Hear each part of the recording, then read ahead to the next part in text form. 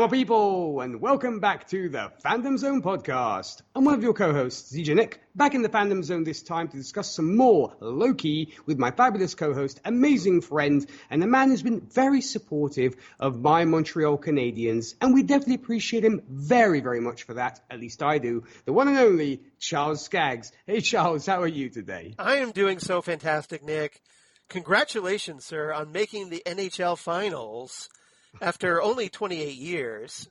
Yes. But I have no room to speak because my Blue Jackets have never made the NHL Finals, and they've been around since 2000. So kudos to you, sir, for at least having a team capable of getting the job done, unlike my own team.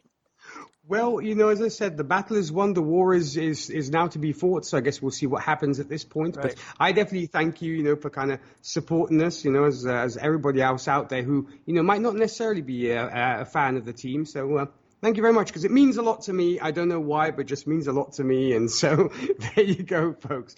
But, well, Lori and I are we've already, like we talked about earlier, Lori and I are going to be watching the NHL Finals, supporting the Habs. And, let's go Habs, hashtag. And, we're rooting for you all the way. And we're doing it not because we're fans of the team so much, but obviously because we're friends of yours. So we're doing this for you. Which makes it so much special. And folks, before I start tearing up here and grabbing the tissues, because that was very, very moving for me. So kudos definitely to you and Laurie for sure, Charles. I appreciate that. But here at episode 222, we are discussing the third episode of Loki, entitled Lamentis. This episode was written by Bisha K. Ali, who is, funny enough, a stand-up comedian. She worked on the 2019 miniseries 4 Weddings and a Funeral, and will be the head writer for another MCU Disney Plus show, Miss Marvel, which is definitely something we're very much looking forward to. And of course, in the director's chair, once again, we have Kate Herron. So before we actually get to our trivia topics, Charles, what were your general thoughts on this one? I know this was a very different and more intimate episode compared to previous two. So what did you make of this? Well, this is a very different type of episode. And in a lot of ways, it almost feels, without really feeling like this, but a little bit, it feels a little bit like a filler episode in a lot of ways, because it doesn't really advance the overall plot any. It's almost like a detour before we can move forward, but it does give us some interesting, a little bit of backstory, although without revealing too many secrets, of the variant who we find out in this episode prefers to be called Sylvie, and instead of Loki. And that raises obviously more questions. Things of like, well, why does she call herself Sylvie now? When, why did she get her female form and whatnot? And is she really a future version of Loki or just something else? Is she even a Loki? Those questions still linger. So, but primarily this is almost like an interesting romantic comedy episode between Tom Hiddleston and Sophia Di Martino, because, the two of them just interacting almost like, without Owen Wilson, who does not make an appearance in this episode as Mobius and Mobius. So it's just the two Lokis. And in a lot of ways, I talked about this, that because it feels like the two Lokis in this episode, it feels like a Doctor Who story to me a little bit. Right. That instead of the two doctors, that kind of thing with, like, say, I don't know, Patrick Troughton and Colin Baker, you get Loki and Sylvie. And, and the story almost feels like, hey, the TARDIS brought us to this mysterious planet, and we find out that, oh, hey, the planet's about to be destroyed, and there's an interesting little train that is supposed to take everybody on an arc to escape the doomed planet. So it feels a little bit like a Doctor Who story in this episode. I don't know about you. What did you think about that? Well, I'm right there with you. I think you make a great point of it almost being a filler. Yeah, I would almost liken it to kind of like the palate cleanser, when you're almost like at a wedding meal, for example, where you've had the first course and the second course, then you get your nice little sorbet to kind of cleanse your palate before the next course comes along and before all the big action starts, because I have a feeling episodes 4, 5, and 6 will probably be super, super action-packed, because it being such a short series, they're probably going to have to basically pack in all the meat of the story in the final 3 episodes.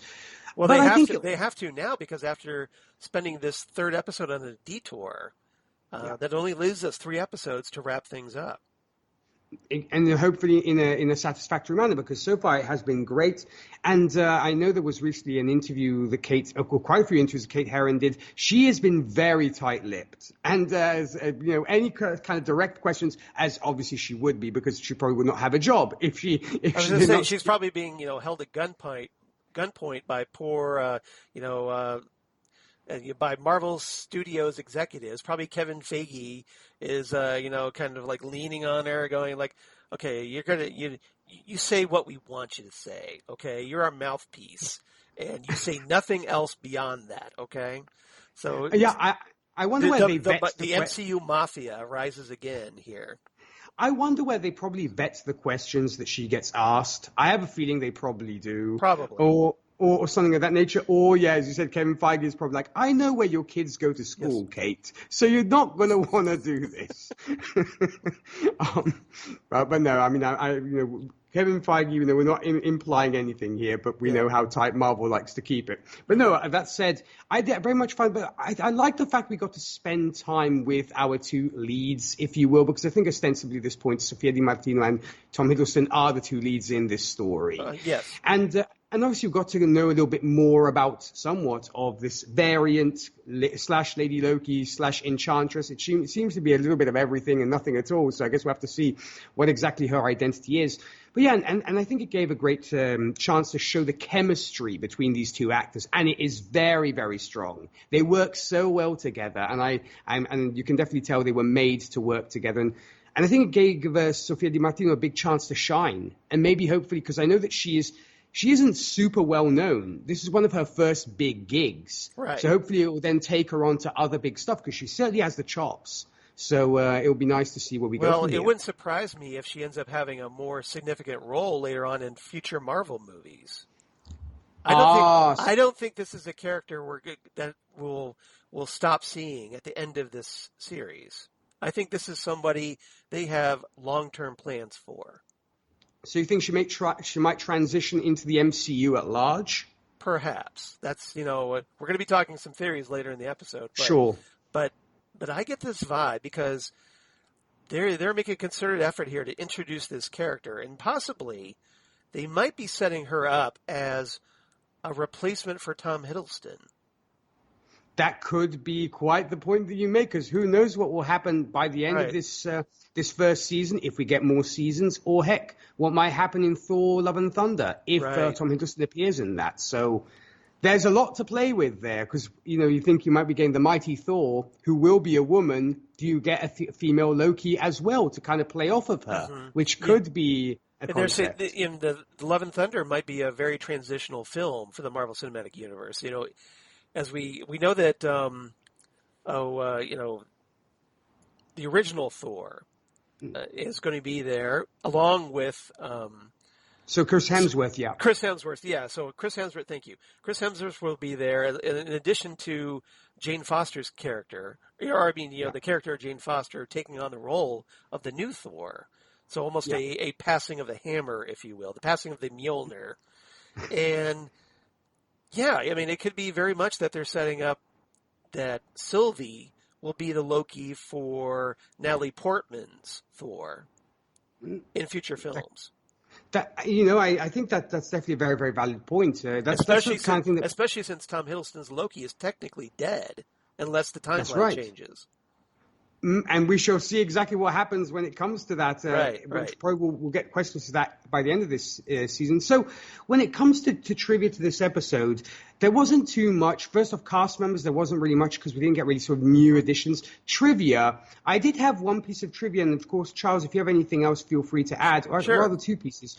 If folks are wondering about the doomed planet Lamentis 1, it doesn't play any major parts in the comics or in Marvel lore, so it could be more of an Easter egg, as Lamentis makes an appearance in one of my favorite space-sprawling Marvel sagas Annihilation Conquest from 2007.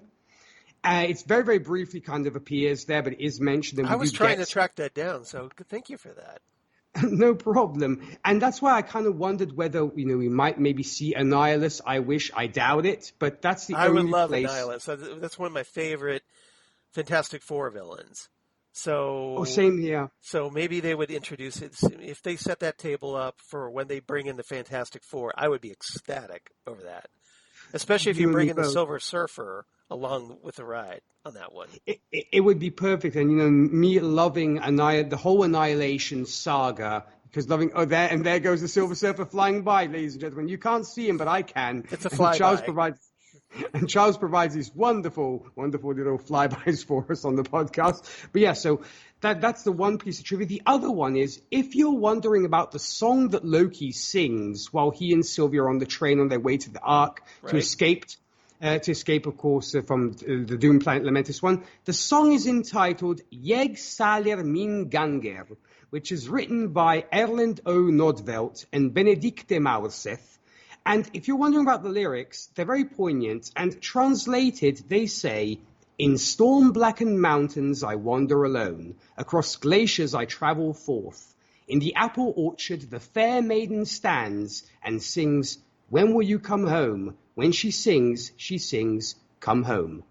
Which is beautiful. Right. And I think it's very poignant for Loki as a character, where he comes from, of course, being a frost giant and or son of the frost giants, if you will. But and maybe the fair maiden could be either a love of his, or it could be Frigga, who knows? But for folks who are wondering about the lyrics, that's what they say. Yeah, and I remember reading that. I'm sorry to interrupt. I remember reading that the composer of that song, the person who wrote that song, thought that Tom Hiddleston did a fantastic job, with the Norwegian in that song. He is so good with languages. I mean, we saw him speak great Latin in the previous episode in the variant. Yeah, great job that was impressive. So he's got a good ear for languages. He's got a very good ear for languages. Yeah, because just the way he sang it, and this was Norwegian, which is a very tough language. It was because I kind of wondered whether it was ancient Norse or whether it was Norwegian, but regardless, a Scandinavian language. Yeah. And he did such a fabulous, fabulous job, and you really, really felt you felt it from it. And plus, I'm a big fan of folk music and a big fan of folk metal and Viking metal, so I was like, yeah, bring it on. Where's my horn of beer? Because I was loving it. That's right, and so I was all about bring out the little Odin hammer, the Thor hammers and everything else. But yeah, so I enjoyed that. Bring me my Mjolnir. Exactly. Or my meow. Take your pick. But yeah, and that's pretty much what I have, Charles. Was there anything else that you wanted to add to the table? I did have a couple things. I did. Go ahead. First and foremost, I think this episode is very notable because with this episode, Loki has become the first Marvel Cinematic Universe character, the first major queer character in the Marvel Cinematic Universe. So I'm sure a lot of LGBTQ people were very happy to finally get someone that isn't just a minor supporting character like on Jessica Jones or some others, because there have been others, but none to have none in a major role. Certainly not one that has his own TV show. So this was a big deal, and it would probably be more cause for celebration had DC and not really gotten there a lot sooner and a lot more often, because characters like Batwoman or Dreamer or what have you.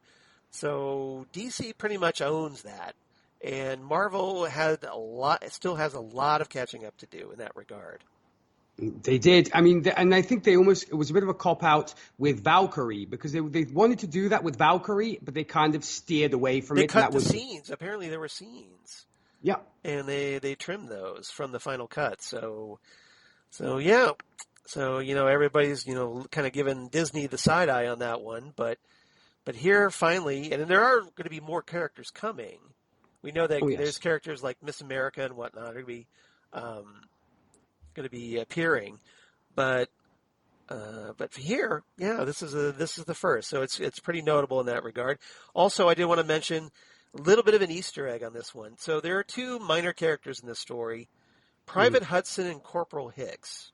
Yes. And these are tributes to two characters in a very fun movie by James Cameron, Aliens, from 1986. Yeah. And played, of course, those characters played by Michael Biehn and Bill Paxton, the late Bill Paxton. So thought that was a fun little nod. I got that right away. But in case anybody else didn't, because they're not like older than dirt like me and watched that movie in the theater in the 80s, so you may have missed it, I guess. Well, I love that. I mean, being a huge Aliens fan myself, Charles, I'm so glad that you acknowledged and pointed that out, because I'm a huge fan of that franchise. Did you catch that right off the bat too? I did, and I was kind of smiling to myself, and actually texted one of my friends who's also a big fan of Aliens. I'm like, dude, on a Marvel show, they're kind of talking about aliens and stuff. They name check Hudson and Hicks. Yeah. Exactly. He's like, and he was really happy, Unlike I thought he might say, "Why are you bothering me with this rubbish?" he was like, he kind of gave me the devil horns kind of little emoji, and I was like, okay, cool. I'm glad he appreciated it. Well, hopefully he wasn't angry. That wasn't an angry emoji. But that's funny. But yeah, it's cool. So I guess that maybe he's doing the Loki horns, instead. There you go. Hey, maybe he, without realizing, he was actually playing into the whole theme. Because there you go. I wouldn't put it past him for sure. So 4 topics today, and as we don't, of course, have many characters in this, Charles, I thought we could pretty much dissect this episode by highlight moments, if you will, because I think that might, also allow to share with the listeners some of our theories and maybe have a deeper dive into what we all watched. So I figured we could do it that way. Especially since this episode was only like 42 minutes. I was kind of sad to how sort of violently cut it was. I was like, you gave us 50 minutes or whatever. Now this? What are you doing? Yeah, 2 50-minute episodes. Oh, and then we're going to chop this next one down by 10 minutes. What are you doing, Marvel? I was so sad. I was kind of firing up my tablets, looking, oh, yes, some Loki to watch. Let's see how long this is.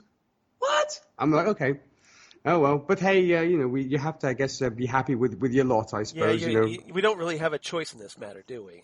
No, exactly. We don't have a direct line to Kevin Feige or Kate Herron saying, what are you guys doing? Well, maybe you don't. No, I'm just kidding. As I said, Charles, I know you're the man with the Kev, my man, what's up? Oh.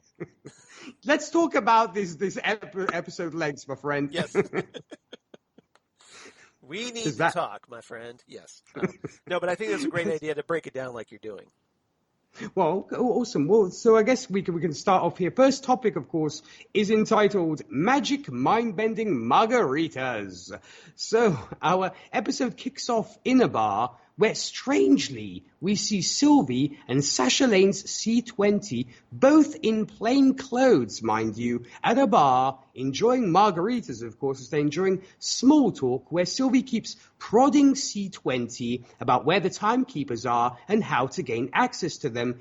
And we then realize that we are in an Inception dreamlike sequence. Right.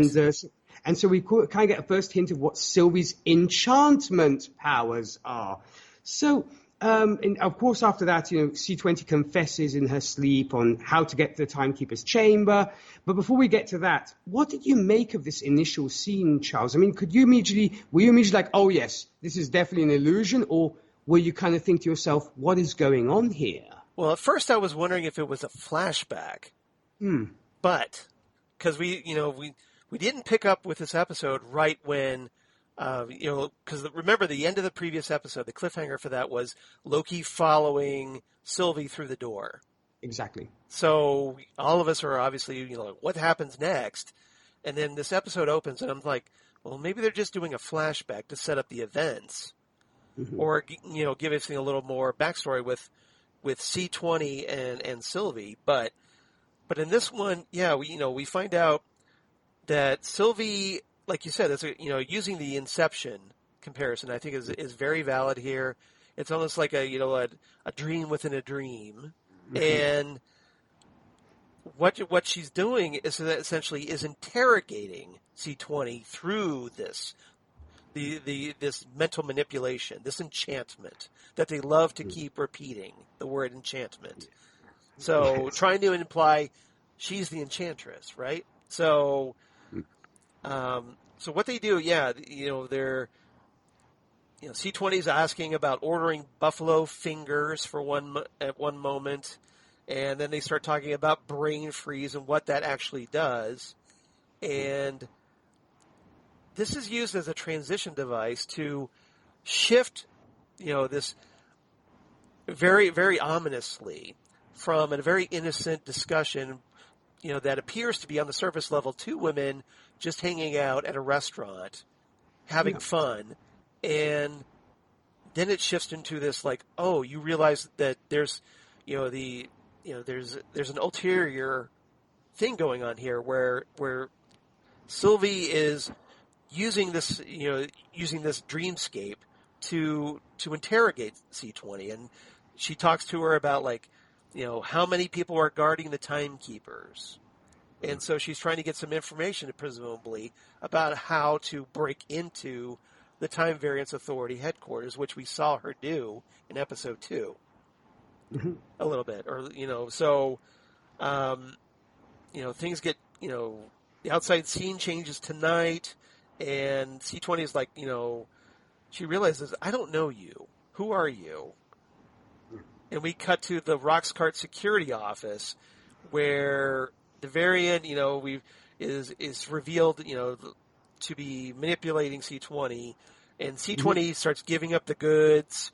So it tells her how to find the TVA's elevators. And then Sylvie looks at the security monitor, sees the Minutemen are coming. So essentially, we start getting back into what happened and those missing moments, really, before Sylvie escaped through the time door.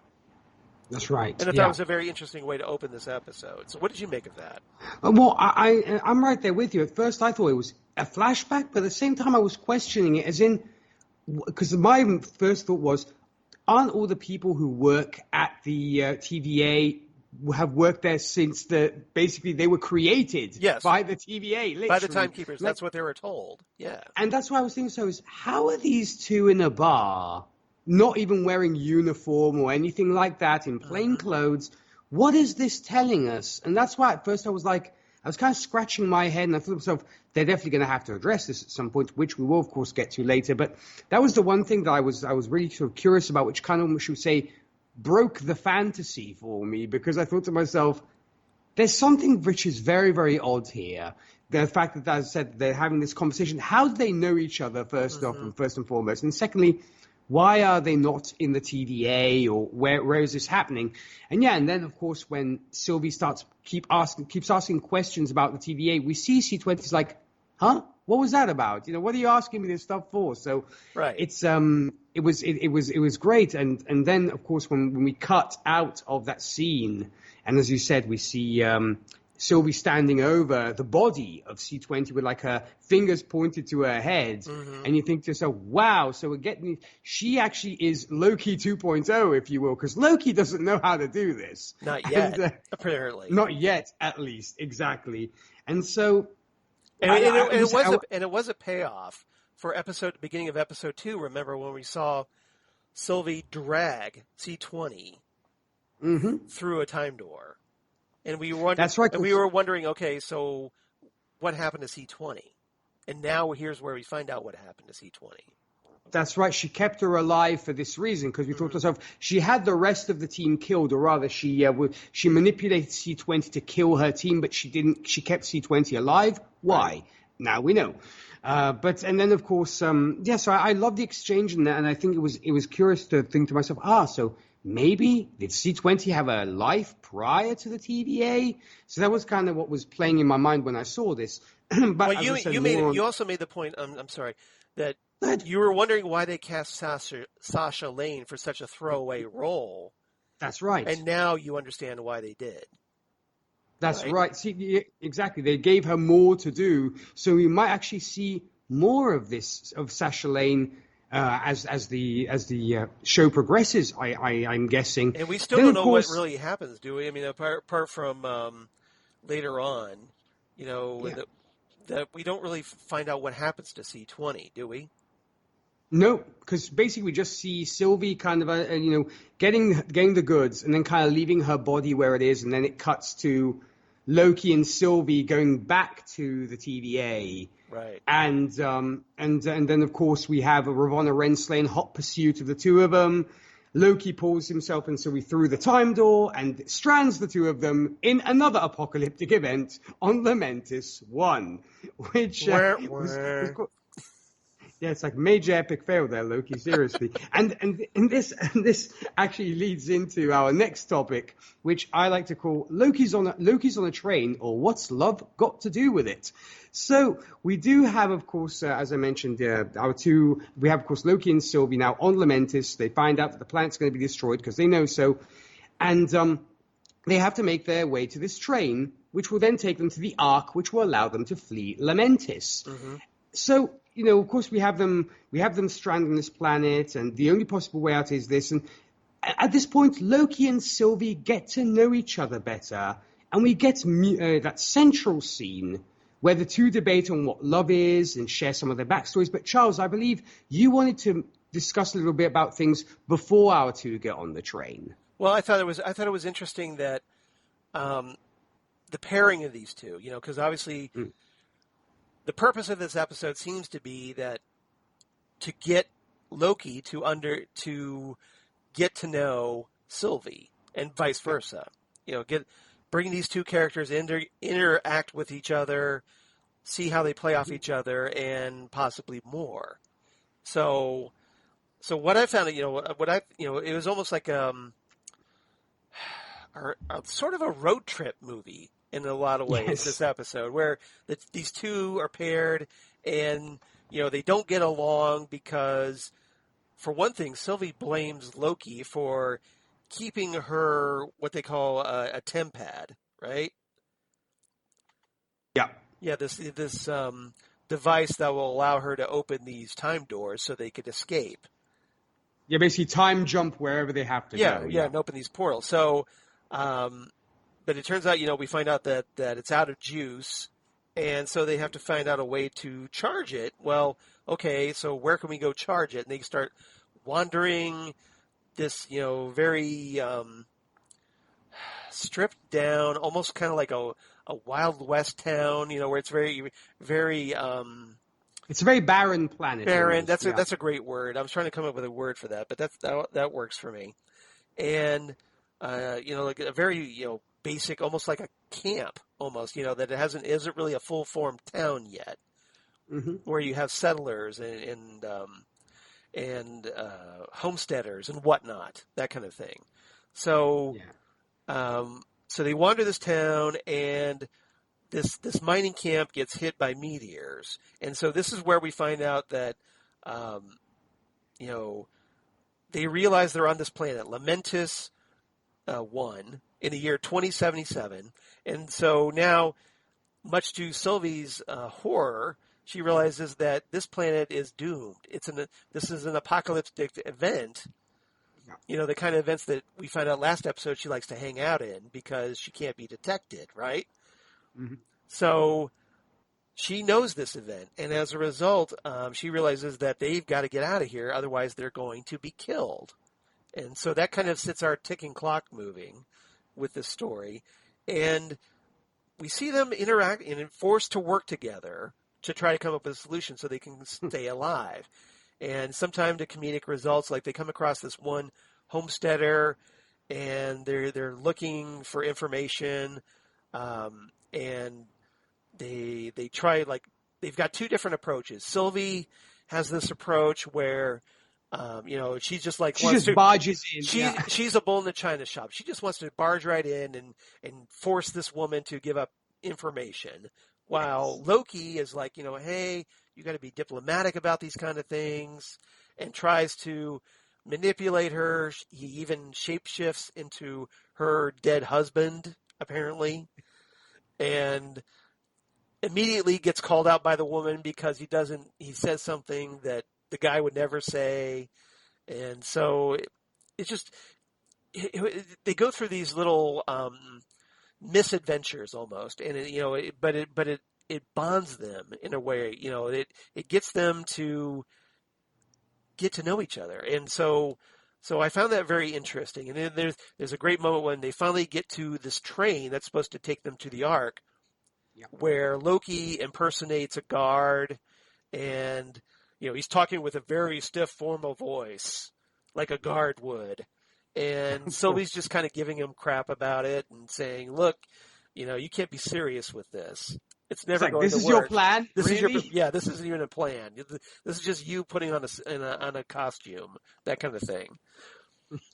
Plans have steps." So it was hilarious, and I guess so. I really enjoyed that. I really enjoyed the. Not so much, once we get on the train, it's very fun there, and obviously once they get off the train, after getting kicked off the train, it's even more fun. But I enjoyed, their scrambling here, and the way they had to force to interact with each other and work with each other. I enjoyed that. And you know what, you mentioned Doctor Who earlier, and I suppose, to quote the Ninth Doctor, every planet has a north. I suppose. Right. I guess every planet has a south too, because she obviously, this homesteader, what does she have? She has the typical redneck Southern accent. She's like, I was like, we're doing this, really? Break out the deliverance theme. I was kind of waiting for the kid outside to be playing the banjo. I'm like, why are we doing this? But I guess every planet has its south. Yes. So, Yeah. So it was kind of fun. Yeah. But yeah, I really enjoyed it. I thought that and this is where we get to really see their chemistry working and playing off each other, and I really enjoyed it. And you felt bad for these poor peasant miners there, because there's this big long line to get on the train, and here's Loki and Sylvie just strolling up. Hey, we have tickets. We're on the train, and it's like the folks cutting the lines like at a theme park where everybody's like waiting under the blazing sun. Yeah. And these two jerks come up with free passes going, free pass, guys. And that's what they were. They were total jerks. But it was they were cutting the line. But it was in character. It was, they're consistently jerks at least. And so, but it was entertaining, I thought, that these horrible people are, like, sorry about your luck, everybody, but, we got to get on this train. We got to get off this planet because, hey, we're the stars of the show. Okay, we got to survive. You don't. You're expendable. It made me think of Wayne's World, where they have the backstage passes to the Alice Cooper concert, and they're showing the backstage passes where. Right. So it was like, this is like them showing we're off the backstage passes. We're with the band, passes. that kind of thing. Yeah, we're going backstage like right now. You guys are going to have to wait for a while, but yeah. So I'm right there with you. I thought the banter was fabulous train scene, and on the train we get a moment which I thought was kind of reminiscent, if you will, of WandaVision with the ship of Theseus. Here we have our almost ship of Theseus moment, where the big question is, which is, I think, a question one could actually do a whole podcast, is what is love to you? What is love? Does love mean? Baby, don't hurt me. Don't hurt me no more. In fact, even Hathaway, I think, is still wondering. Still has to find the answer to that question. But I feel like we should bring in Ulysses Claw to be singing that at this moment. Oh. No, very well played. Hopefully it's on his SoundCloud. I really hope it is, because he does have apparently a mixtape on SoundCloud. So. No. He did have a mixtape on SoundCloud. Yes. Past tense. So true, exactly. Because sadly the man's no longer with us. But right. So we get, of course, on the train, and we have this big discussion of course. While obviously imbibing, well, especially Loki imbibing, not so much Sylvie, who starts off with obviously drinking these 2 glasses of champagne. He's like, oh, I'll take hers as well. Right. So he's drinking both of them. And so we get that, obviously, this moment where there could possibly be some sparks between the two, maybe some love in the air when they're talking about this stuff. And when a moon hits your eye like a big pizza pie, that's amore. Yeah, of course, I guess you had to go that route, Charles, but I appreciate it. As an Italian, I appreciate that. Thank you. Do you cringe every time you hear that song? No, I mean, you know what? Martin? Yeah. But you know what? Dean Martin is actually, should we say, Italian or has Italian heritage, so I will forgive him for it. So it's okay. So he's, I believe he's actually he's in the secret club, so he's okay, right? You yeah. give him a pass. As Frank Sinatra would say, he's a kumpa, so it's okay. All right. That said, so we get this kind of, like I said, their ship of Theseus moment where they're kind of debating this thing. Speaking actually of that, I mean, what did you make of that whole sort of love, that what is love thing back and forth? I mean, did you enjoy it? Did you find it dragged on a little bit? And what did you think of that? Well, I thought it was interesting. I mean, they obviously needed something to talk about while they're on the train, while they're traveling.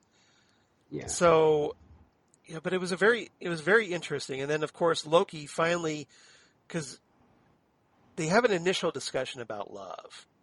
And Loki at first is like, he tries to explain it, and then he realizes, I need to be drinking more. I can't just do this sober. I got to drink some more, and I'll get back to you. But he does. He gets back to her, and his whole thing is like, he comes up with love is a dagger, and uses this as a metaphor, which Sylvie isn't exactly impressed with, which I thought was interesting, you know. And then Loki, of course, is like, you know, damn, I thought I had something there, right? You know, I thought I was onto something. I know it, but she's not convinced. So, but it did seem that, you know, that there was some sparkage between these two characters, and which is interesting. It's like, well, can you really have a romance with yourself? But, you know, like maybe, hey, future incarnation. Although we did see that on Doctor Who, where the Sixth Master tried to, you know, hit on Missy, I believe. And in fact, I believe our buddy Ken was actually on Twitter mentioning this to us on Twitter about his Hi, theory. Ken. So hope you're listening. Exactly. Shout out to Ken indeed. But yes. Yeah. So I mean, it's that whole question of like, well, for one, can you? Two, should you? And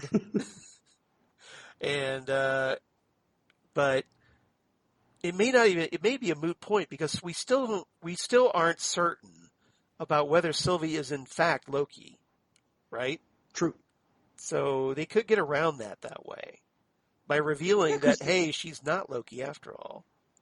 Like she thinks she is. Well, you did play with the idea of possibly her being, you know, a future version, because she does ask Loki very specific questions about, you know, is there anybody special in your life? Who were you before, you know, all this happened? And obviously he talks about his mom, and he talks about, obviously he said, yes, I've had some loves here and then. And I think it also once again reinforces his sexuality as well, which I think was great. The fact that he said, right. You know, there've been some guys, there've been some gals, kind of thing. So, and she kind of says the same thing. You know, she kind of hints that she's bisexual as well.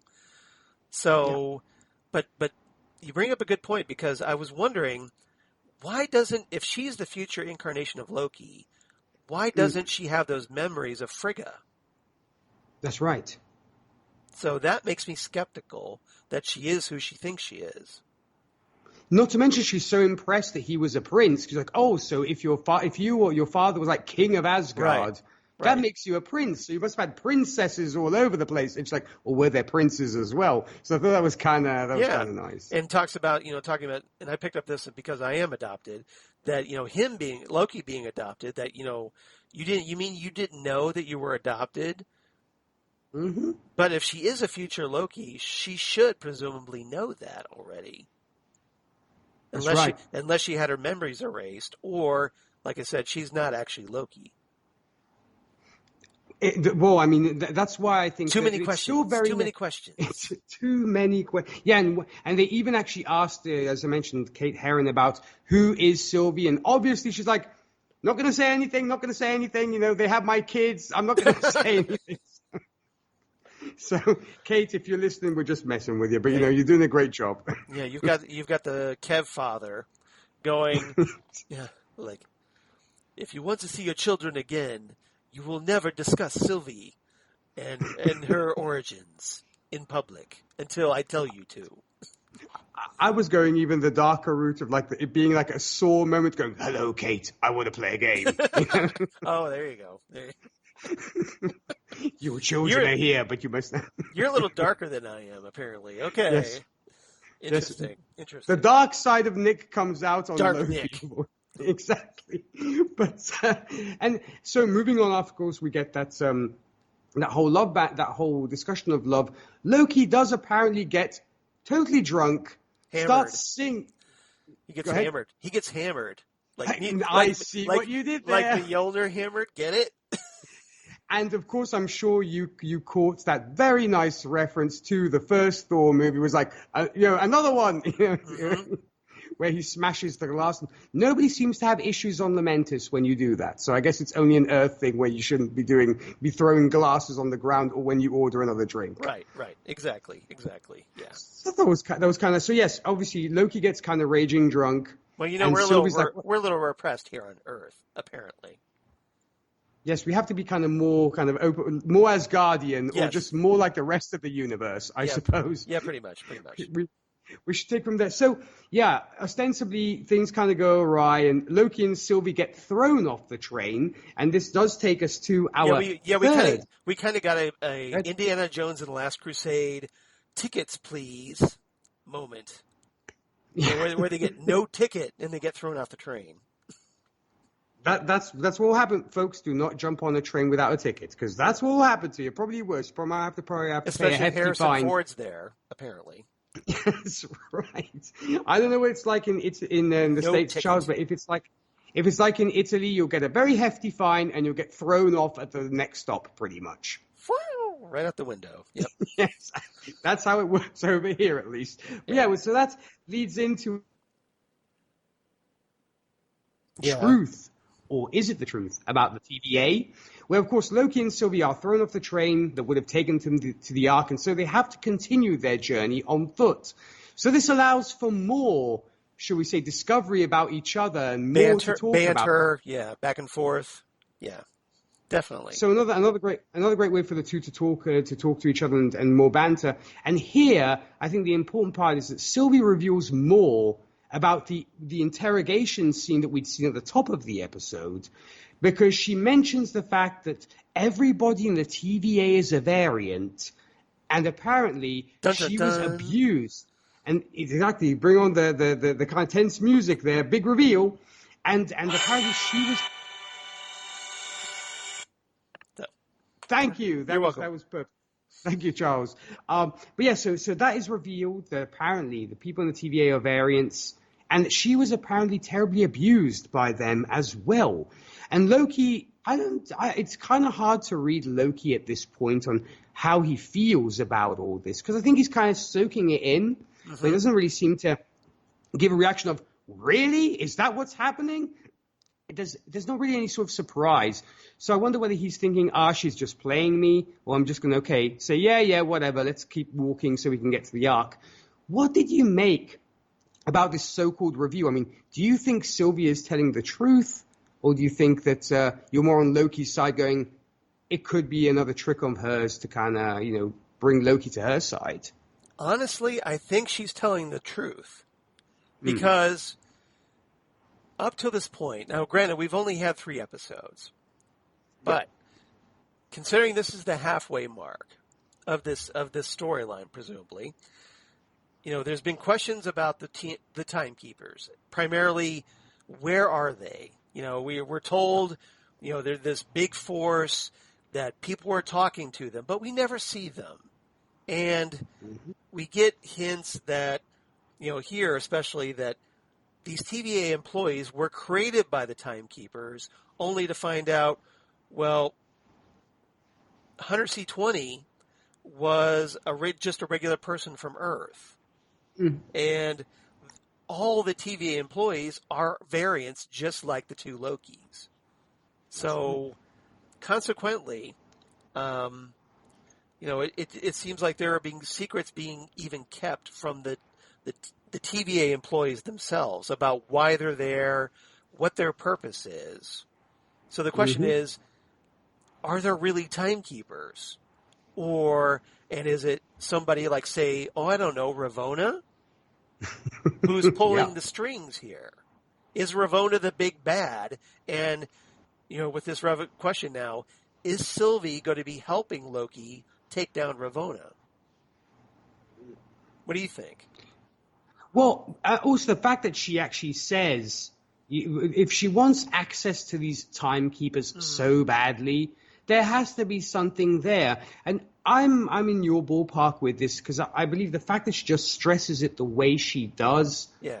It made me, and I think it would obviously make for a great narrative story. The fact is, you think that the enemy or the villain in this story is the variant, Lady Loki, Sylvie, whatever you want to call her, but is it actually the TVA who she actually refers to as fascists?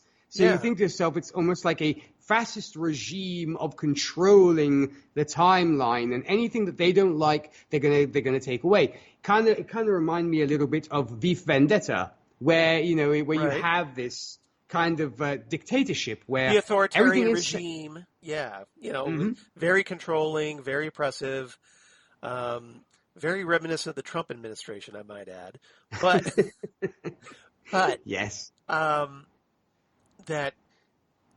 It's something to be worried about. And maybe, Sylvie isn't necessarily the villain here. And so we find out that, this is kind of a game changer here, that maybe the big bad isn't the big bad after all. Maybe it's somebody that Loki can find as an ally here. Mm-hmm. And to the real threat, which I would like to argue is probably Ravonna at this point, until we find out something else.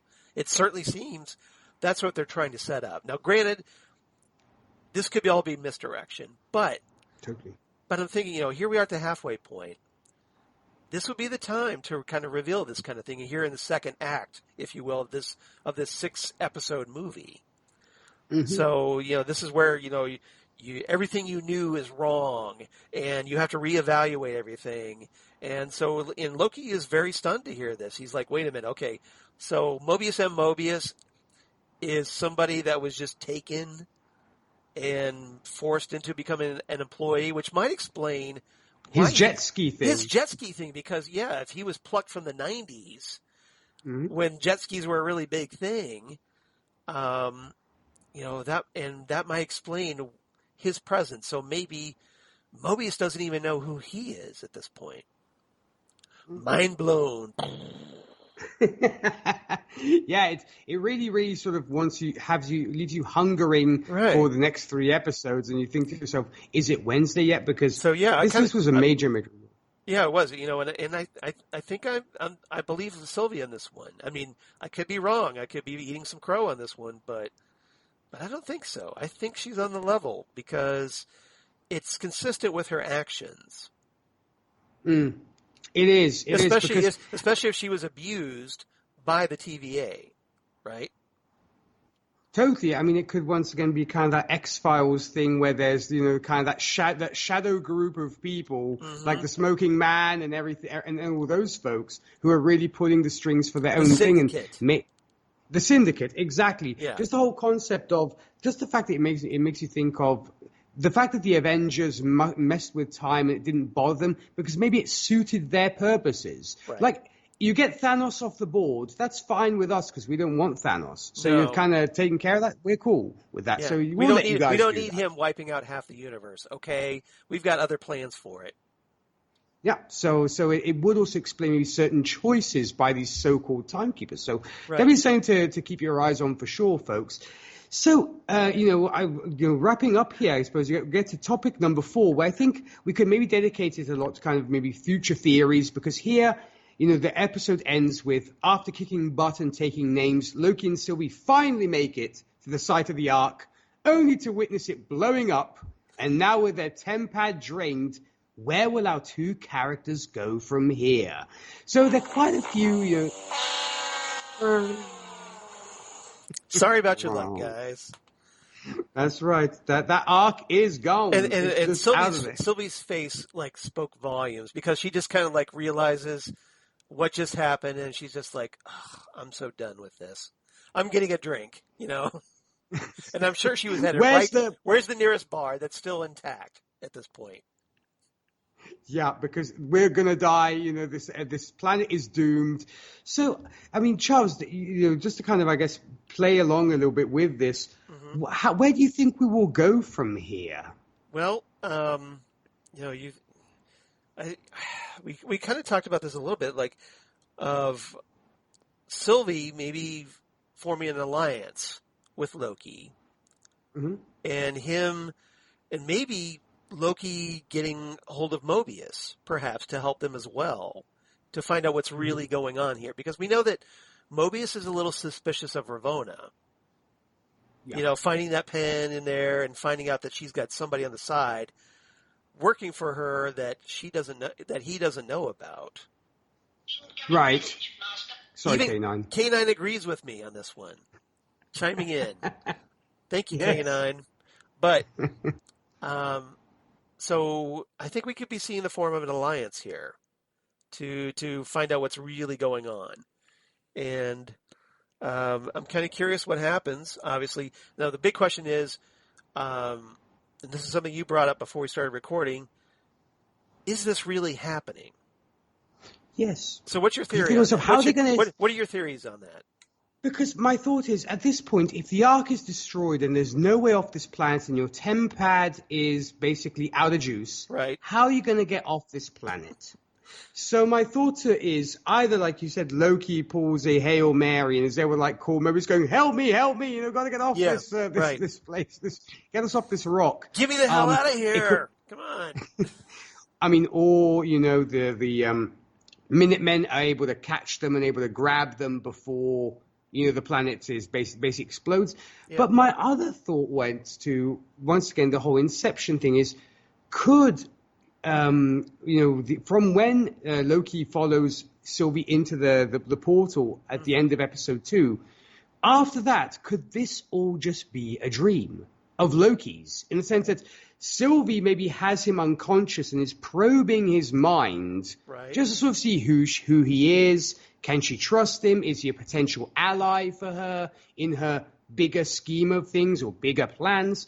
Right. So my mind went towards that. So maybe, episode 4 could be like Loki waking up going, where are we? What's happening? And they're not even on Lamentis, and they're somewhere completely different. So that's one route I suppose we could go down. I guess the other one, which might be, Occam's razor, is the Minutemen happen to step in and grab them before the planet explodes. Yeah, I like to think that Hunter B-15 will be right there dragging Loki away, and or something to that effect. Because I hope it's not like this was all a big dream episode. So you'd be disappointed? I would be extremely disappointed. This would feel like a waste of an episode to me, because I think, if it was her trying to decide whether she could trust Loki, I would think there would be a much more efficient way to do it than spending an entire episode on it. So, in a fantasy sequence, if you will, if this was a fantasy sequence. So I'm hoping not, especially since we already kind of had the fantasy sequence at the beginning of the episode with C20. It would feel like almost like, okay, we're just redoing another fantasy sequence on top of another fantasy sequence. So it'd be almost like repetitive and almost redundant to do it. Yes, it would be. It would be. It's like, okay, we got you again. We fooled you. Like you thought the thing with C20 was real. Well, that was a fake. That was a big fake out. Oh, hey, you thought this whole episode was real. That was a fake too. So it would be, I think it would have kind of been a little annoying to me, at least. I don't know, maybe not to you, but certainly to me it would be. I wouldn't mind, but my thought kind of is that, as I said, that maybe it just wanted to have us, podcasters and fans just talking about it.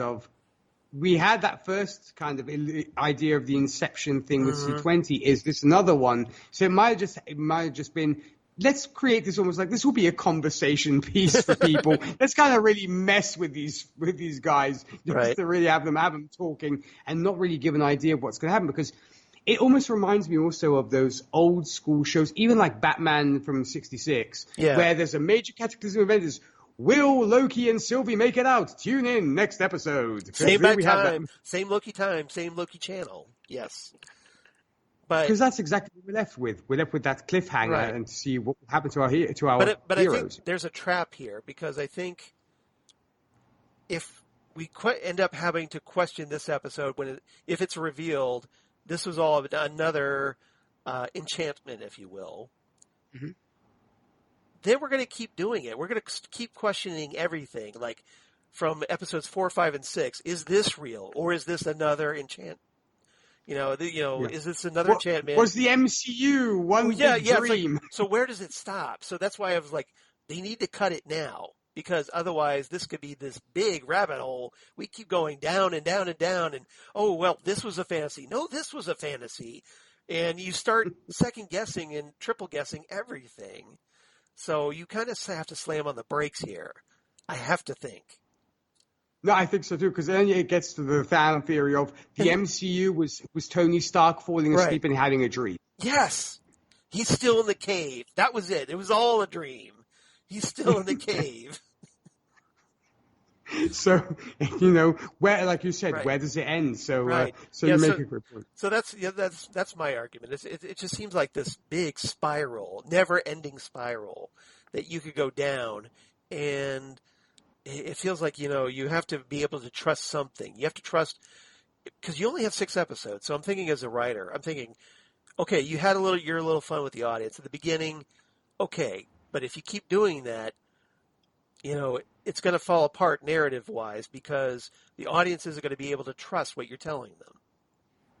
That's right, and you're basically doing a Christopher Nolan on them. Yeah, exactly. You go full Tenet on them, and they might not respond well to it. Mm-hmm. Exactly. Folks have learned anything from the Tenet movie, and then what Christopher Nolan did with that. But you guys go watch it. We're not going to say any more because we'll just spoil it for you guys. But just saying. It's a movie for discussion. I'll just put it that way. It could be a great conversation piece for a podcast. I'm sure folks already covered it on podcasts, but definitely. And actually, before we actually do get to quotes, Charles, the other thing I actually was curious to find out about you is, at this point, you mentioned the fact that they keep hitting us over the head with the word enchantment and enchant, and how do you enchant people? Do you think that this is maybe an amalgam of the Enchantress and Loki, or do you think once again it's Kate Herron playing with us, saying it might be, but it might not? Well, they seem to be, hinting, and they've done this before in the Marvel Cinematic Universe. These two characters, if you take the Sylvie character that's in the Enchantress in the comics, the Young Avengers one we talked about last time, and you're fusing her with a Lady Loki character, and you're kind of creating this MCU hybrid of these two so that you can do whatever and be unpredictable about. It's certainly a possibility. I'm not going to rule it out, because that might be where they're going with this. But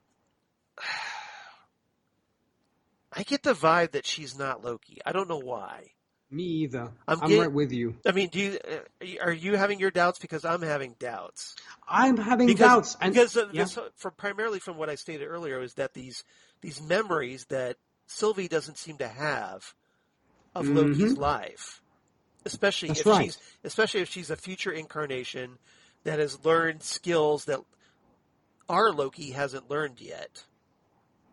You make an excellent point, and you have, been once to point out on previous, MCU shows that we've discussed, the Young Avengers. Yes, they seem to be setting Could that this up. be the missing piece once again for Young Avengers? Because we know from the comics that this Enchantress does join that team, right? And such. So now, obviously, could that be? Obviously, Sophia Di Martino is a little old to be in a Young Avengers movie.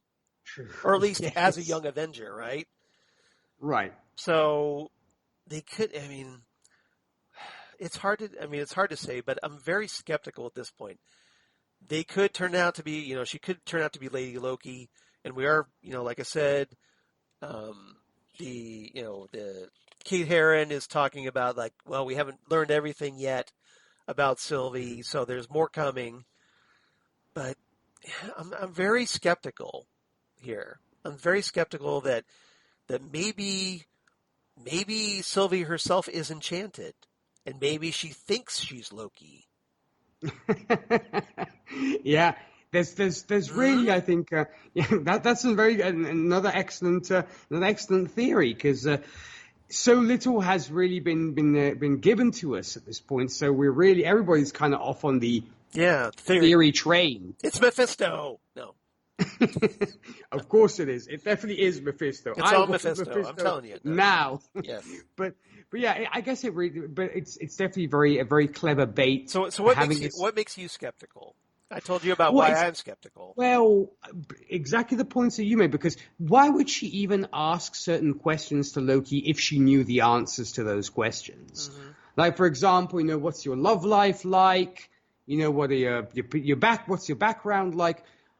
I mean, it could just be the fact of, obviously, we're from different universes or different timelines, so things are different for us. It's almost like, a Loki from one reality talking to a Loki from another one, kind of comparing notes, saying, how do our lives differ, if you will. So you kind of see that. So you kind of see them maybe as multiverse Lokis, perhaps. Mm-hmm. It could be that concept, because ostensibly this is going to be one of the preludes to the Doctor Strange film in the Multiverse of Madness. Mm-hmm. As we talked about with Miss Minutes mentioning Nexus events and Multiverse of Madness and stuff. Right. So it could be that stepping stone or that prelude. So it's either I'm comparing notes with somebody else from, who is me in another reality. But the fact that she despises the name Loki makes me think that she's been given that label, but it's not her. She's like, please don't call me that. I don't like being called that. Right. So it's almost a name that was maybe bestowed upon her by the TVA because of the fact that they just want to say, okay, you're a Loki variant, but in reality, she is Sylvie from some other reality, and somebody else. And she also made the point I thought was interesting. She said Sylvie was an alias. That's right. So it's not even her real name. So the question is, what is her real name? And I'm hoping they say Amora is her real name. That would be perfect. Well, then you're making her the actual Enchantress from the comics. That would, of course, because that would clinch it. That would make it official. That would be a home run there if they said, my real name is Amora. And then we'd get officially our Enchantress. I mean, as we mentioned, they had her on Agents of S.H.I.E.L.D., but as much as we love that show kind of doesn't count in the canon, folks. At least that's what they've told us. Yeah, they're dancing around that rather well. They play very fast and loose with that. It's like, okay, maybe 1 week it is, maybe 1 week it isn't, but so does that mean, Phil Coulson's still dead? Presumably? That's right. Yeah, because and then obviously all the interactions we had, because on the Enchantress episode, Lady Sif actually made an appearance. Mm-hmm. So it was kind of like, we're making this canon, but that could be a whole discussion for another episode of how is Agents of S.H.I.E.L.D. canon to the MCU at large. Presumably they could, with the multiverse, they could just say, oh, it happened on an alternate Earth in the Marvel Cinematic Universe. And we could get that kind of sort of thing of Agents of S.H.I.E.L.D. is on this Earth, this one is on this Earth, and so on and so forth. That could definitely work. Like the DC did that, like on Arrowverse with the Crisis on Infinite Earths crossover. They did it like that. Yeah, so it could be an easy way. Yeah.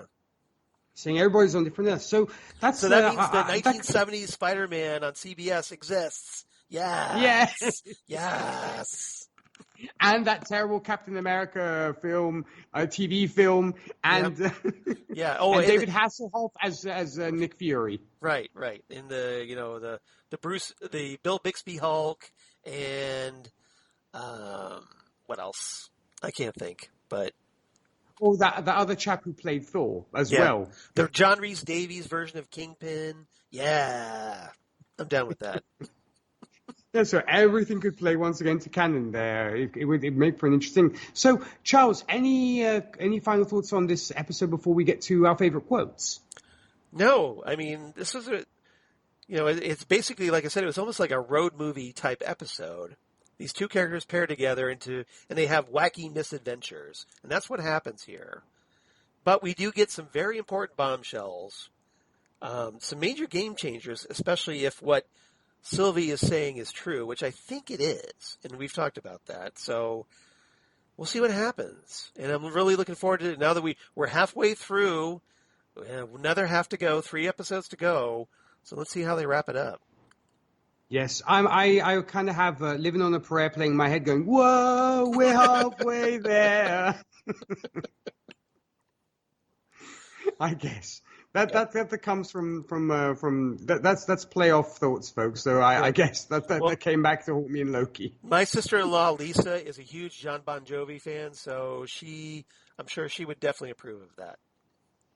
Well, I mean, Living on a Prayer is a good song, folks. I enjoyed playing that one on the drums. But that aside, let's get to favorite quotes then, Charles, because this was obviously a very dialogue-heavy episode. So did you have any favorite quotes from this? Yes, I did. So let's see. What are some good ones? I don't want to steal all of them. I had several. So I'll go with, and I talked about this a little bit earlier. Sylvie says, FYI, that wasn't even a plan. And Loki replies, oh, really? Sylvie says, plans have multiple steps. Dressing as a guard and getting on a train is just doing a thing. She has a point. She does. And then Loki and Sylvie again. Most of these are going to be Loki and Sylvie, obviously. Yeah. Loki says, so, on the subject of love, is there a lucky bow waiting for you at the end of this crusade? Sylvie replies, yeah, there is, actually. Managed to maintain quite a serious long-distance relationship with a postman while running across time from one apocalypse to another. Loki replies, and with charm like that, who could resist you?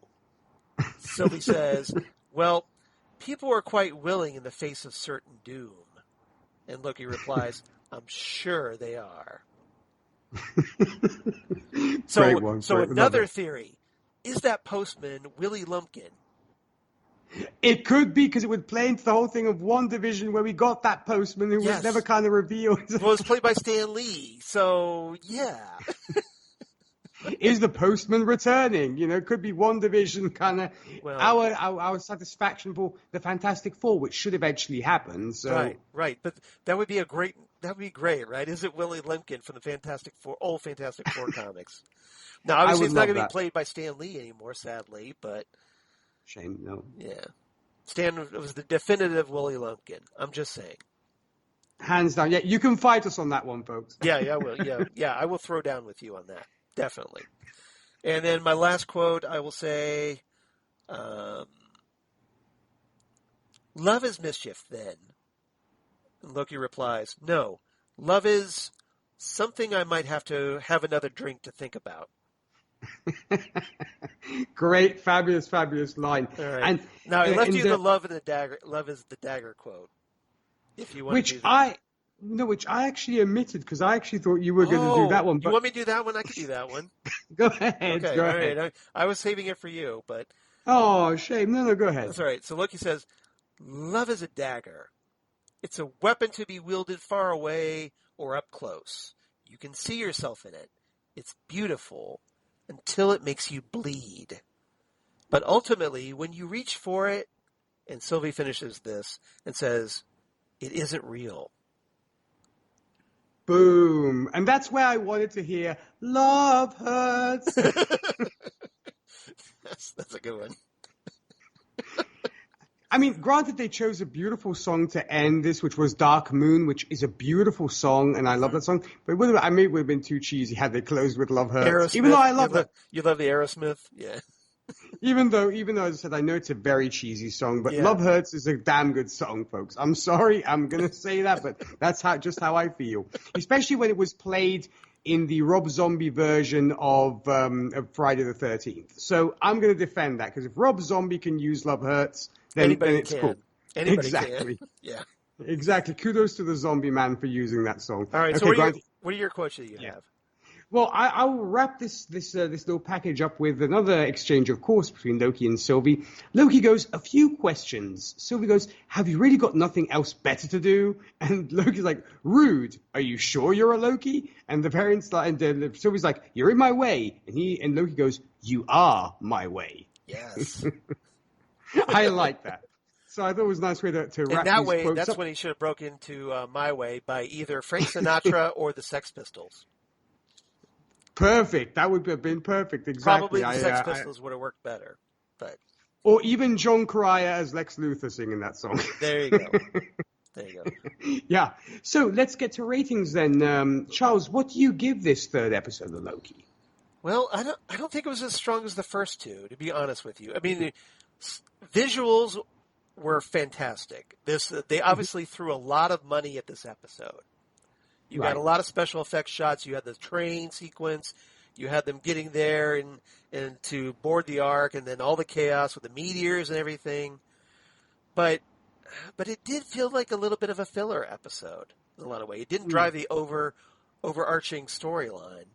So I'm going to go give it 8.5 out of 10 daggers of love. That's perfect. And I'm right there with you because, as the big Whovian I am like yourself, having seen so many different planets and stuff and always kind of curious how these planets are portrayed. I did like how Lamentis was presented as almost this kind of wasteland, like we were talking about, this kind of barren wasteland. And I enjoyed that. But yes, this was not as strong as the previous two episodes. So I'm actually going to give this 8 out of 10 exploding spaceships. Ooh, so okay. So that's quite the drop for Nick. It is. So, but I'm thinking to myself, this is our lemon sorbet before the main course. So I'm staying positive and optimistic that they're going to stick the landing with the last 3 episodes. So it's an 8 out of 10 for me. So moving on here, Fandom Zone news. Before we get to Fandom Zone fan mail, sure. I did have a piece of news here, Charles. Unless you have anything else, what I wanted to share with our listeners, in case you guys had missed it, MCU fans, you will definitely be pumped for September, as the trailer for Shang-Chi and the Legend of the Ten Rings dropped. I'm looking forward to that. Yeah, you and me both. And I'm a martial arts geek, so I'm all about this. Yes.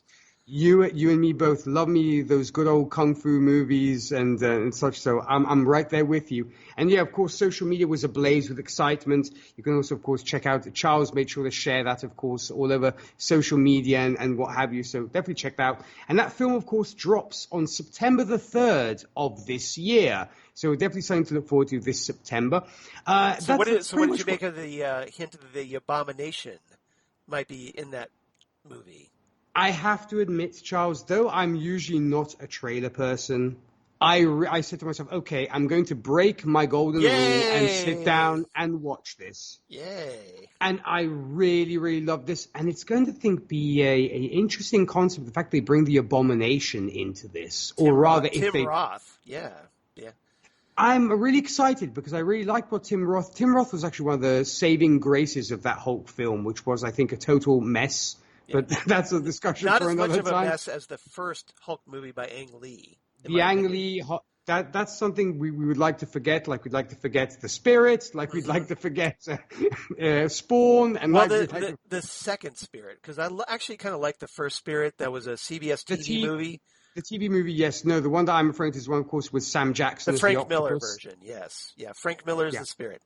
No, it's horrible. No, unless you have a fetish of seeing Scarlett Johansson as a Nazi, okay, I can see you watching that movie. But and Eva Mendes covered in bling and yeah. But yeah, less said about that film, the better. Sadly, we're going to be reviewing that one on another podcast soon. But yeah, that's pretty much the big news. Thank you, Charles, reading me the last rites there. But yeah, that's you ride the bus. You ride the bus. We all ride the bus. I will take that. But yeah, that's kind of the main big news I had. Did you have anything else you wanted to share with our listeners, Charles? I did have a couple. Yeah, I did. Sure, fire away. First and foremost, HBO Max has revealed that they're in the process of developing a Madame Xanadu series called Madame X for HBO Max, and that's being produced by J.J. Abrams, who's also working on the Justice League Dark series. Yes. And rumored to be possibly working on a new Constantine series. I don't know. Please. Yeah, as long as he does it right. I'm, very, very hesitant because I'm I'm still waiting for my definitive Constantine series. So you're very gun shy when it comes to that one. As a Hellblazer fan, I want a series like Hellblazer. Okay, first and foremost, and I'm not getting it yet. But this one, if you're not familiar with the character of Madame Xanadu, and I'm sure a lot of people aren't, her real name is Nimue Inwudu, who is identified with, yes, Nimue, the sorceress from Arthurian mythology, made popular by Sir Thomas Malory's La Morte d'Arthur. And she debuted in Doorway to Nightmare #1 way back in 1978. And it was essentially like back then DC was doing a lot of 70s horror comics where you had almost like horror hosts that would be like the e-comics kind of stuff. Yeah, like the EC comics. The EC comics. Yeah, EC comics. But, where they would be in here like a first page or two, and they would introduce a story from there. So like the Crypt Keeper or what have you, yeah. But in recent years, especially with the New 52, DC kind of reinvented the character, made her a part of Justice League Dark. So it wouldn't surprise me if she's connected with that series. There seem to be maybe Abrams is working on like a Justice League Dark mini TV universe, perhaps. I don't know. But she has this supernatural sensitivity to occult activities, mystic phenomena, the whole yada. And she uses tarot cards to interpret what she senses, is able to tell the future, and she's able to, fight off demons and what have you. So, I'd be curious to, this character did appear in a version of her, I should say, appeared in the Swamp Thing TV series that was on DC Universe's streaming service. Correct, and the CW. Yeah. But that wasn't a very faithful interpretation. So hopefully this one will be more faithful to the comics. Agreed. All right. And secondly, The Boys, one of the shows that we love to talk about here on the Phantom Zone. For their third season, they've added actress Laurie Holden as the Crimson Countess. Yep. So if you're familiar with this actress, or maybe the name doesn't ring a bell, she played Marita Covarrubias on The X-Files. She was the blonde that took over for Deep Throat and Mr. X after they killed off Mr. X on The X-Files. And she also played Andrea on The Walking Dead. That's probably where a lot of people know her from. And she first appeared in The Boys #52 as a member of Payback. And the Crimson Countess was an ally of Soldier Boy and a skilled heroine that served in World War II. And the original version of the character was a young Russian girl who was gifted powers through Compound V. And after being injected with the serum, she kind of had powers similar to that of Marvel's Scarlet Witch. Ooh. So we'll see what happens. Tasty. Yeah. So maybe they're going to plan their own WandaVision, but it's The Boys, so probably not. They're going to do something else. Yes, it'll be WandaVision Boys style, so it's going to be totally out of this world. Yeah. It's going to be more Hero-gasm. I'm sorry, but, you're all familiar with that storyline. But so I thought I'd mention those. Perfect. Well, thank you so much for covering those for us, Charles, indeed. And so, yeah, folks, there's definitely some great stuff to look forward to. Fandom Zone fan mail. We do have some fan mail this week from the ever-devoted and wonderful lady that is Holly. Hey, Holly. Oh, thank you so much, as always, for writing Holly. And being so dedicated. Always awesome. So, Holly writes, "Hey, Nik and Charles. Hey, Holly. Hey, Holly. Another great episode, and I do have to say that I like the banter between Loki and Sylvie. Loki can sing, and even though he is adopted, he can sure take after his brother in requesting another drink. That he can. Yeah, he can. I wish they would. I wish they would have given a translation to the lyrics that Loki was singing as Guardian. Well, you finally got those. Nick did that just fine, thank you. we do our best to kind of satisfy everybody here. Loki could sure use some psychic paper right about now to produce tickets for the train he and Sylvie are on. Sylvie telling Loki about how she can control minds, that the TVA agent that she was trying to get information out of had her mind messed with quite a bit, surprised him. I think he's realizing there's more than meets the eye with the TVA. Indeed. More than meets the eye. The eye. Everybody seems to love that phrase, Charles, I guess. We'll have to do a Transformers episode at some point and not use that phrase. Oh, good luck with that. Yes, exactly. Is it Wednesday yet? I'll wrap it up here. Holly from Wisconsin. Well, thank you so much, Holly, as always, for writing in. We really appreciate you writing in, Holly, and you're so dedicated to us, and you support our podcast, so I really appreciate what you're doing, and thank you so much. And everybody needs to check out Holly's podcast, the 5 Years Fangirls podcast. and give her some love back in return. I definitely encourage that. I second that for sure, Charles. And of course, if you want to be like Holly and share your thoughts about Loki with us, please do so by shooting us an email at fandomzonecast@gmail.com. Once again, fandomzonecast@gmail.com. Feel free to follow us on social media, Facebook and Twitter. We certainly appreciate your follows and support. And Charles, when it comes to you, when you're not here, chilling in the fandom zone with me and spinning theories, where can our fine listeners find you on the interwebs? Well, I'm out there in the cosmos. You can find me, of course, at Charles Skaggs on the Twitter machine or Facebook at Charles Skaggs in here in Ohio, or Instagram at Charles Skaggs as well. And you can also find me on my blog of geeky things. Damn good coffee. And hot. Damn good coffee and hot, where I talk about all the stuff we talk about here on the Phantom Zone. So comic book news, comic book TV news of all kinds of Marvel Cinematic Universe stuff, and news about other podcasts for the Southgate Media Group, including, Next Stop Everywhere, the Doctor Who podcast, where Holly sometimes appears and Nick sometimes appears, and other people, wonderful people like David K. Proctor show up from time to time as we talk Doctor Who, Torchwood, Sarah Jane Adventures, Big Finish Audios, and more. And earlier this week, Christine Peruski joined me as we kind of did a commentary episode as we discussed The Eaters of Light, one of the episodes from Peter Capaldi's final season on Doctor Who, because Christine is a big Matt Lucas Nardole fan. Oh. So that was why she requested that one. And we had a lot of fun, and it kind of became a little bit of Drunk Stop Everywhere, where Christine was imbibing adult beverages, and we had a little fun, and I hope everybody tunes in and checks that one out. And then coming up in 2 weeks, John Takis is going to be returning to Next Stop Everywhere, and we're going to be discussing Return of the Cybermen, not Revenge of the Cybermen. This is Return of the Cybermen, which is the original script for Revenge of the Cybermen, a story from the Tom Baker era back in the 70s. Big Finish Audio has adapted that, and they have Tom Baker, of course, reprising the Fourth Doctor. And interestingly, they have Sadie Miller, the real-life daughter of Elizabeth Sladen, playing the part of Sarah Jane Smith. Wow. So quite a treat. Can't think of anybody better to play Sarah Jane Smith than Sarah Jane Smith's own real-life daughter, right? So I think it's going to be a very interesting discussion, especially because this is almost like a, like Doctor Who What If, because this story was an original version by Jerry Davis, one of the co-creators of the original Cybermen.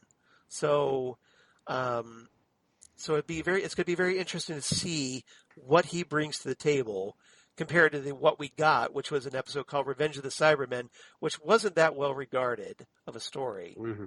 So I think it's going to be a great discussion. I hope everybody tunes in.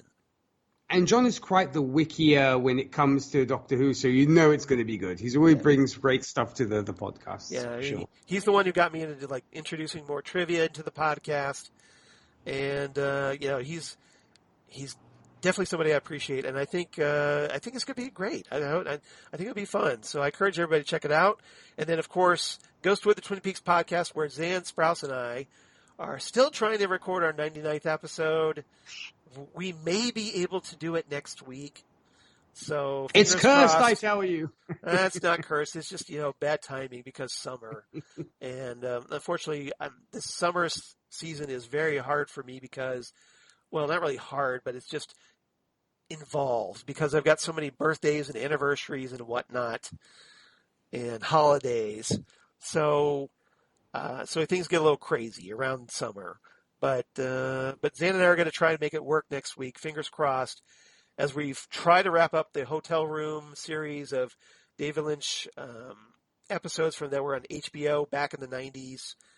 And then hopefully after that, we'll be recording our 100th episode of Ghost with the Twin Peaks podcast, where we're probably going to make a very big announcement. So I'll just tease that for now. Nice. Yeah. And then last but certainly not least, Drunk Cinema, where Zan and I This is our side gig where we have adult beverages, adult conversation, and just last night we recorded RoboCop, the 1987 version, the original version, the Peter Weller version, as part of our unofficial Peter Weller series, and we had a great time doing that one. Zan has some more interesting memorabilia around the house. And, no surprise. No surprise there, and we can bring out a lot of great trivia and had a great discussion. So she doesn't get as hammered in this one, but is still equally as entertaining. And I encourage everybody to please check that out. And then 2 weeks, I can announce this now, we're going to be discussing, or not 2 weeks, 2 weeks, we're going to be discussing Pee-wee's Big Adventure as our next movie for episode 14. Yay! About time! Yeah, so this is something that a few of our listeners have requested. So we're kind of going along with our Facebook poll that we took to kind of gauge interest. And so we're going to be doing Pee-wee, and that's going to be a lot of fun, I think. A lot of fun to tell you. If you've ever seen the movie, and this is obviously the big movie that made Tim Burton a household name and got him the Batman job. Mm-hmm. So it's pretty important. Maybe I think it's also the first pairing of Tim Burton and Danny Elfman. I believe so. Yep, you have a point. Yeah, because this is before Beetlejuice and it was before other films. So yep. Yep, exactly right. So yeah, that's right. It also got him the Beetlejuice gig too. Yeah. Mm-hmm. All right. So that's what I'm doing. Nick, any final thoughts before we sign off? Well, when it comes to me, folks, of course, if you want to find out more about what I get up to, I do host Whiskey and Cigarettes. Of course, we play traditional country, today's country, and everything else in between. For more info about that, visit our website, whiskeyandcigarettesshow.com. Podcast-wise, I do also host Happiness and Darkness, where we discuss all superhero movies under the sun. You can find us on Facebook, Twitter, and the Instagram. And last but certainly not least, Gold Standard, the Oscars podcast, where myself, Zan Sprouse, and Rachel Friend are discussing all Best Picture winners from 1927's Wings to present day. We just finished discussing Charles is driving me crazy here and having me laughing here. We just finished discussing a rather controversial film, I suppose, which is On the Waterfront, with starring Marlon Brando, directed by of course, Elia Kazan, and Zan had a lot to say about that. Coming up next, we will be discussing Marty, which will be an interesting one, starring, of course, Ernest Borgnine, directed by Delbert Mann. That'll be coming up in 2 weeks. And that's very underrated actor, I might add. Uncle Borgnine, as Zan calls him, is very much an underrated actor for sure. So that's what I'm up to. And when it comes to this show, next time on episode 223 of The Fandom Zone, we will, of course, be discussing episode 4 of Loki. And it's going to be good. So, Charles, any closing thoughts before we do exit The Fandom Zone? No, we're just want to repeat that, we're halfway through Loki, another half to go. We got a lot to wrap up, and especially now with these game changers, and I can't wait. Like, I'm with Holly on this one. Is it Wednesday yet? I need the new episode now. I need to find out what happened so we can talk about it right here on the Fam Zone podcast. Agreed. So, folks, be sure to tune in next week for our breakdown of episode 4. It's going to be good. Yours truly, Charles Skaggs. Need I say more? We will see you next time. Until then, keep watching the skies. Ciao, everybody. The truth is out there. Bye, everybody.